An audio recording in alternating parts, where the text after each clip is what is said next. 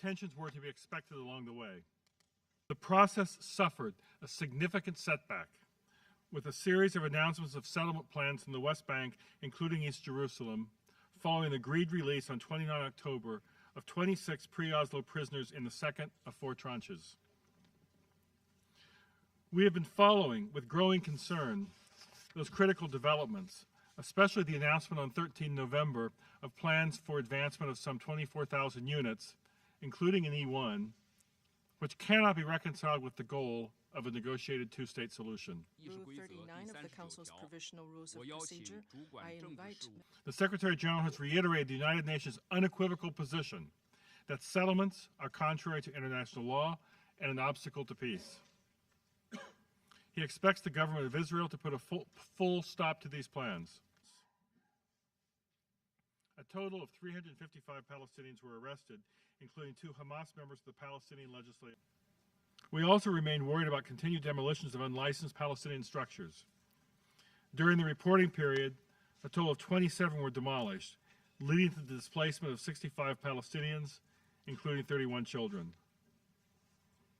The issuance on 1 November of demolition orders for 10 apartment buildings in the East Jerusalem neighborhood of Ras Chamis, if implemented, would result in the displacement of some 1,500 people. We reiterate the importance of Palestinian access to a fair planning and zoning regime. Of the agenda. I now give the floor to Mr. Jeffrey Feldman. We fear that unless steps are taken to prevent the recurrence of negative developments, such as those of recent weeks, the remaining chances to achieve a negotiated two-state solution may be irreparably damaged. I thank Mr. Feldman for his briefing.